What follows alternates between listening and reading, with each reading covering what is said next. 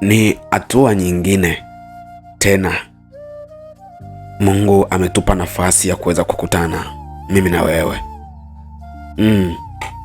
katika mwendelezo wa simulizi ya ndugu yetu na rafiki yetu anaitwa Chaula.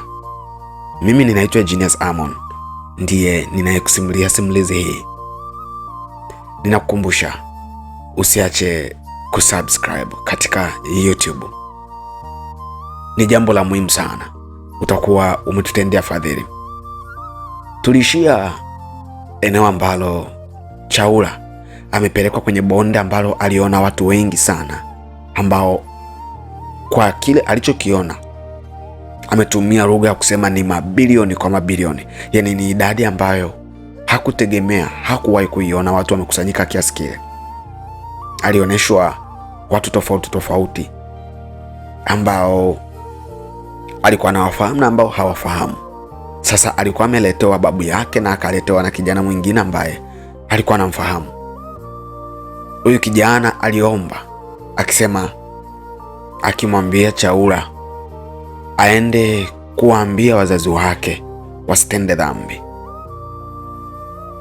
Sasa ni nini kitakachoendelea? Tuianze simulizi yetu. Unajua, huyu kijana baada ya kuongea maneno hayo, Chaula anaendelea kusema anawahofia ndugu zake walio na neema ya kumuita Mungu na Mungu akaitika. Kwao walio na neema, leo hii una neema ya kumuita Mungu, hutaki kumuita Mungu. Leo hii una wakati wa kumtafuta Mungu maishani mwako, maisha yako umeyaweka bize. Ile kijana anawahurumia ndugu zake walio na nafasi ya kumuita Mungu, walio na nafasi ya kumuita Mungu akaitika. Anasema kawaambie wasifanye makosa ya kuja mahali hapa. Kama unavyoniona shida niliyo nayo, kawaambie. Lakini yule malaika akajibu akasema, usiende kuwaambia. Duniani kuna wachungaji, duniani kuna wainjilisti, duniani kuna waliookoka, wanahubiri injili. Wasipowasikia hao, sehemu yao ni katika ziwa la moto, liwakalo moto na kiberiti. Yule kijana alipokuwa amesikia hilo, akajitupa chini, akaendelea kulia kwa uchungu sana. Alipokuwa amejitupa chini akaendelea kulia, ndipo akaniletea mtu mwingine tena. Huyu mtu alikuwa ameniletea ni mama katika ukoo wetu.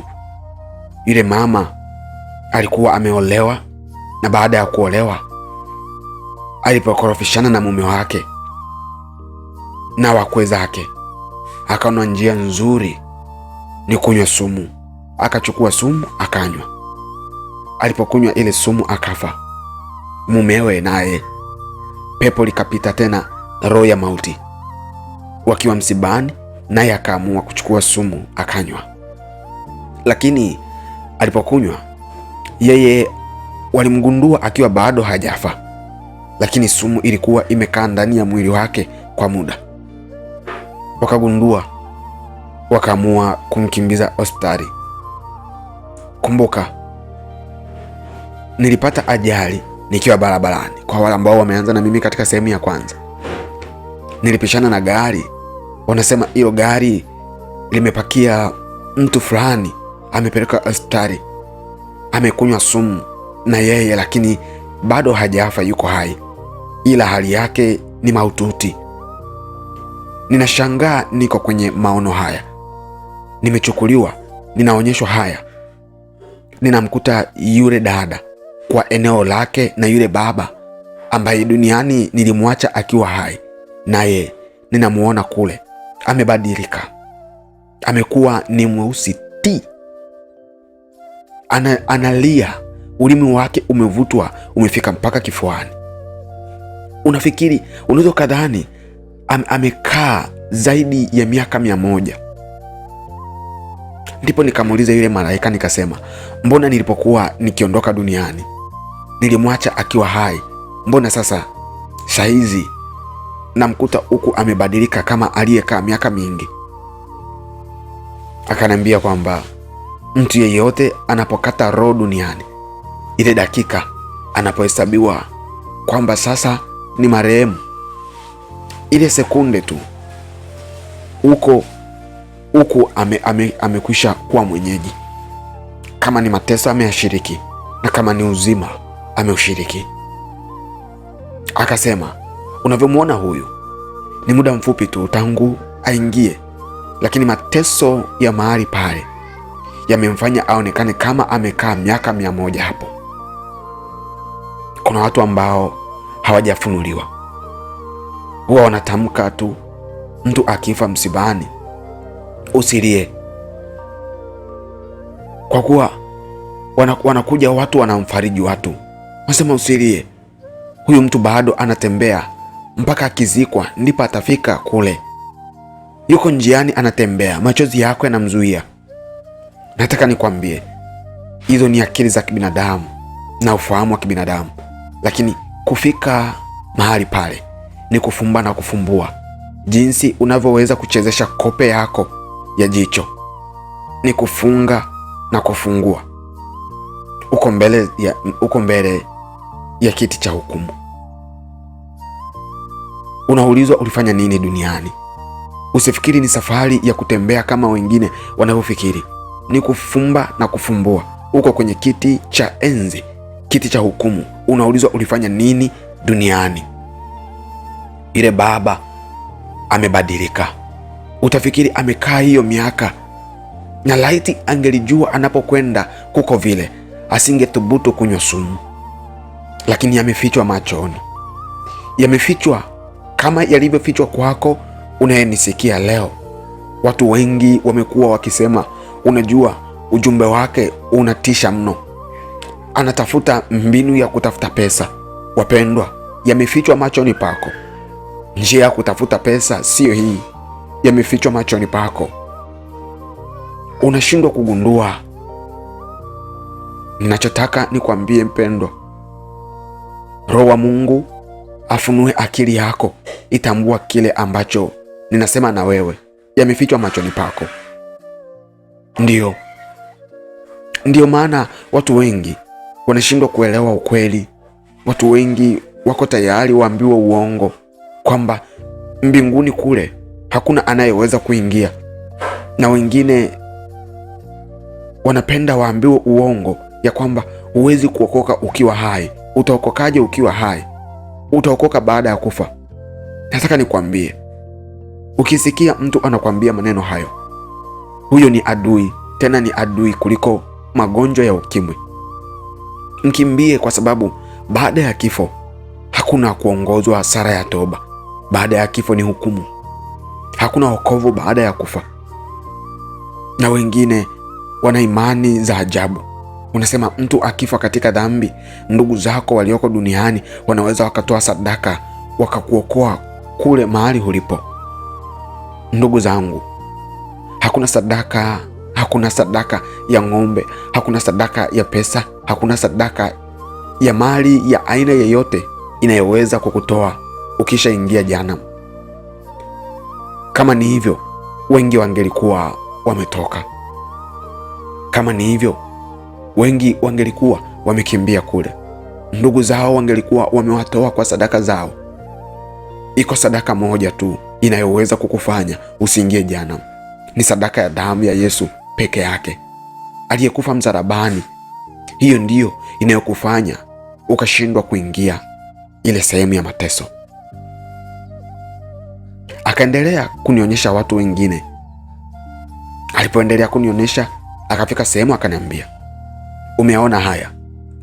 Alipoongea hivyo, nilirudishwa duniani kwa namna ya ajabu sana. Nilirudishwa duniani katika namna ya ajabu. Niliweza kueleza kwa watu baadhi wa karibu na viongozi wangu wa dini. Kesho yake nilikuwa nyumbani nimelala kwa ajili ya kupumzika. Nakumbuka mama alikuwa nje kwenye shamba akiendelea kulima. Nilianza kuhisi kama hali ya hewa inabadilika. Ilikuwa ni kama uliwahi kuvua nguo iliyokuwa imekushika sana, yani imekutaiti katika mwili wako. Nilihisi ni kama kuna vazi linavuka kutoka kwenye mwili wangu. Mara ghafla nilijikuta eneo jingine tofauti na nyumbani nilipokuwa nimelala, na eneo hili palikuwa ni bonde pia. Ndiyo, lilikuwa ni bonde. Lilikuwa ni bonde moja kubwa sana. Kwanza mandhari yake ni nzuri, japokuwa kulikuwa hakuna nyumba, hakuna wanyama wala ndege, lakini hali ya hewa ya ili eneo ilinivutia, nikaipenda. Nikasema hivi, yule malaika wa jana asipokuja kunichukua leo, nitajikalia eneo hili. Nimelipenda jinsi hali ya hewa ilivyokuwa nzuri, imetulia, kuzuri ajabu. Nikaamua kukaa chini, ila nilipokuwa nikikaa chini nikasikia mtu akiniita nyuma yangu, akanambia, Chaula, inuka unifuate. Nilipogeuka nikakuta malaika wawili. Malaika wa kwanza ameshika upanga unaozunguka kama moto, na wa pili ameshika karatasi kubwa. Ilikuwa ni kubwa kidogo, imejikunja kama urefu kwa urefu. Nadhani unanielewa, sio kwa upana, kwa urefu. Ameishika mkononi. Kwa hiyo hata akiwa ikitokea ukiwa mbali, unajua yule mtu ameshika karatasi, basi akawa ameikunja namna hiyo. Wamekuja kunichukua. Wote wana hali moja ya kufanana. Waliponiambia tufuate, nikaanza kuwafuata. Wao wametangulia, mimi nawafuata nyuma. Baadaye akili yangu ikanijia, hawa wananifahamu mimi ninaitwa nani? Mbona mimi siwafahamu? Nikasema, samahani, ninaomba kuuliza, naomba kujua majina yenu ni akina nani? Aliyekuwa ameshika upanga akaniambia, mimi ninaitwa Mikaeli. Na huyu mwingine aliyekuwa na upanga na karatasi akaniambia, mimi ninaitwa Gabriel. Aliyekuwa na karatasi mkononi alisema, mimi ninaitwa Gabriel. Kwa hiyo nikawa ninajua huyu ni Gabriel na huyu ni Mikaeli. Tukaendelea kutembea, lakini katika kutembea ile wakati wao wanazungumza, tulikuwa tunatembea, wao walikuwa wanazungumza lugha ambayo mimi siifahamu. Tunatembea kufika mbele, nikatazama mbele, tukaona tunatembea, nikawa nimeona kuna mwanga mzuri huko tunapokwenda. Ni mwanga mzuri ajabu sana, unachipua eneo lile. Ulikuwa ni mwanga uliotulia na haufananishi na mwanga wa jua wala mwanga wa taa ya umeme. Ni mwanga wa kipekee. Ni eneo ambalo lilikuwa liko mbele yetu. Hii ni sauti ya ndugu yetu na rafiki yetu anaitwa Chaula. Mimi ninaitwa Genius Amon. Hii ilikuwa ni sehemu ya 6. Tumeanza sehemu ya kwanza mpaka sehemu ya 6. Sasa malaika Gabriel pamoja na Mikael wamekuja kumchukua tena kutoka kwenye bonde ambalo awamu hii linaonekana kuwa ni bonde zuri linalomvutia, anatamani kukaa hapo. Wanampeleka wapi? Mimi na wewe hatujui. Tukutane katika sehemu inayofuata. Naomba usiache kusubscribe. like pamoja na kutoa comment ili tuweze kujifunza zaidi. Tukutane kwa wakati mwingine. Bye bye.